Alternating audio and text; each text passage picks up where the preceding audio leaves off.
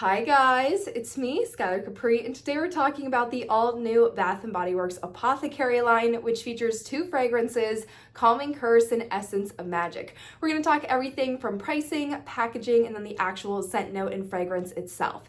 That being said, if you're returning to my channel, welcome back, and if you're new here, welcome. We do all things Bath & Body Works, especially the body care, so if that sounds like something interesting to you, please make sure to hit that subscribe button so you don't miss out on any future fun content. Also, I always used to film in front of the window, but I was too excited for this video to film it tomorrow because the sky is a little bit dark because it's about to rain, hence the different orientation and sort of a different background. But without further ado, let's get right on into it.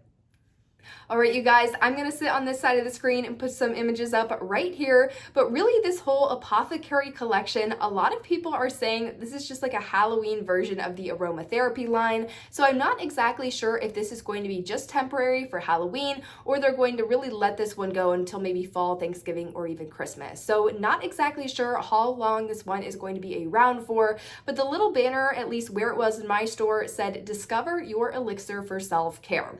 Right now we have two fragrances available, Calming Curse and Essence of Magic, which you see on the screen right now. As far as the product types available, in my store in the Calming Curse, we had three different product types. So we had the body wash, we had the body lotion, and then the essential oil fine fragrance mist. And then in Essence of Magic, we only had the body lotion and then the fine fragrance mist, but I'm sure there's a body wash for that one as well. So not a exactly huge product range. I also believe that I didn't see any minis in my store. I looked in the mini section and I looked around aromatherapy and I didn't see anything, but I'm not exactly sure if they're going to release a more extended version when they want this one to go a little bit more public. As far as pricing goes on this one, on both of the lotions and the fine fragrance mist, I believe it was $15.95. I have the lotions, I know I have a picture of it and it says $15.95, but I'm assuming everything is going to be around either that $14.95 up to $16.95 range. I really don't think they're going to go past that on this collection. But as I mentioned, we do have two fragrances, and the first fragrance we're going to be starting out with is that Calming Curse. So Calming Curse has fragrance notes and really more of a fragrance story. This one says, "A blended aroma of lavender and wormwood inspired by potion making in the autumn woods and the scent of bubbling herbs in the cauldron." The stories on these are really phenomenal. I really like, oh, I forgot to do the packaging. I really like the packaging on these. This is definitely giving that like spooky Harry Potter potions class. Really like the solid black bottles. I think that looks so sleek. And then you have the metallic caps on a lot of these products. Perfect. Really expensive looking, sleek. I don't like how sometimes you'll have the pumps exposed, like in the fine fragrance mist, you see that pump exposed, and I feel like most high-end fragrances have it covered, so the fact that it's covered on this one, I think looks really nice. Love the purple for the Calming Curse, as that one does has a lavender component in it, and then the Essence of Magic is much more of a blood orange and patchouli type of fragrance story, so I think the orange and really copper color is really fitting as well. Now, the logo for this collection is a cauldron, which I think is super cute and so fitting. Again, really leading me to believe that this is going to be a temporary Halloween collection, and the overall like labeling and branding, it looks like you own your own apothecary or in your like a Harry Potter potions class and you're labeling your potions. Very cute. I think this is super well done, and if you love really herbal fragrances, you are really going to gravitate towards this. As far as where this is located in the store, in my store it was in the back section. So my store really has three sections. The front is much of like the signature collection, those big front tables, so Summerween is currently on display. The middle section is all for like the home fragrance, so we have all of our candles and the wallflowers, and then the back section has a little bit more of some of the signature line, and then it also has all of the aromatherapy and hand soaps. So this is right next door to that aromatherapy collection. So if you are going in store soon, I would probably check around that area to see if this has arrived in your store as of yet. But going back into that Calming Curse fragrance, so I said that one, it's a blended aroma of lavender and wormwood inspired by potion making in the autumn woods and the scent of bubbling herbs in the cauldron, and I have my little tester stick here.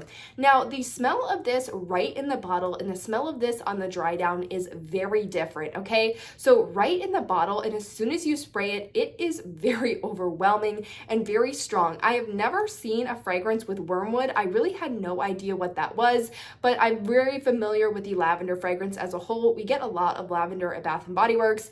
This one started off almost unbearably strong. I was like, I'm not sure who is going to be able to wear this. It was this really really strong, woodsy, with a tad bit of this like odd spice note. Very, very herbally. If you like a very herbal, very fresh and clean, but more of like a garden woodsy vibe, this collection is going to be perfect for you. Now on the dry down, this is very different. So on the dry down, it's very soft, it's very pretty, it has definitely that herbally undertone, but that's when the lavender comes through.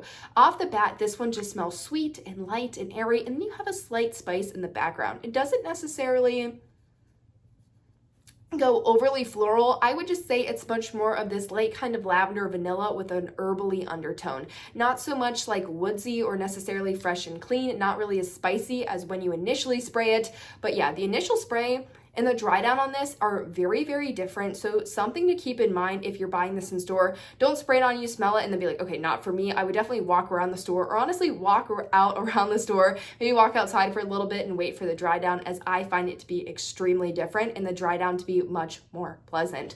Now, I thought the fine fragrance mist on this one, because it is that essential oil fine fragrance mist, so a little bit different than their traditional fine fragrance mist. Usually those are a bit stronger. That's going to be what you see with their aromatherapy line as well. And if you've ever owned like the essential oil mist in the stress relief fragrance, you know that one is quite strong and long lasting. This one, definitely long lasting, but not as strong. Again, exactly what I said, very different on the dry down. I think this is nice. Now, I think this is nice for people that like that herbally but maybe don't like total herbal, need something to sweeten it up. I think it could be great for them.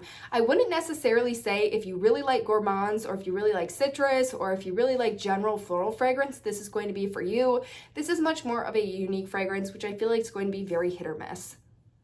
This is definitely a fragrance I could see making an appearance at the Winter 2026 semi-annual sale. I'm not exactly sure how well this one's going to do.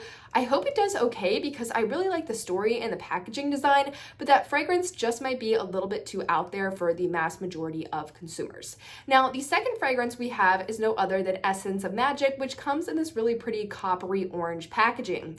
Now, this one says a blended aroma of blood orange and patchouli, inspired by the mysteries of the witch hour and the ghostly feeling of eyes watching you. And on this one immediately reminded me of Hocus Pocus. You have this snake, you have all these herbs and these little stars, very on theme with almost like a Halloween aromatherapy line, plus with the little potion icon. I think this is so cute and a really well thought out collection. I hope Bath & Body Works sheds some light on this and it just doesn't like fall by the wayside where they're trying to push Summerween, because I feel like a lot of people, if this collection had a lot of awareness, might really gravitate towards it. Now, this one, it does have that patchouli note in it, which I know a lot of you don't like Into the Night because of that, and you're going to get a very similar thing in this one.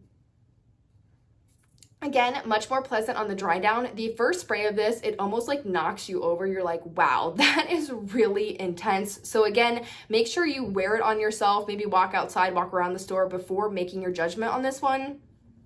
This one's definitely a little bit more intense. It does, again, have that almost like blood orange type of vibe, and then that herbally undertone. Really, the herbalness in this, it's not necessarily a patchouli like traditional spice as you would think, but there's just something in it where you're like, okay, I know it's not just like this orangey fragrance. There's something a little bit deeper and a little bit darker, which obviously for this type of collection makes total sense.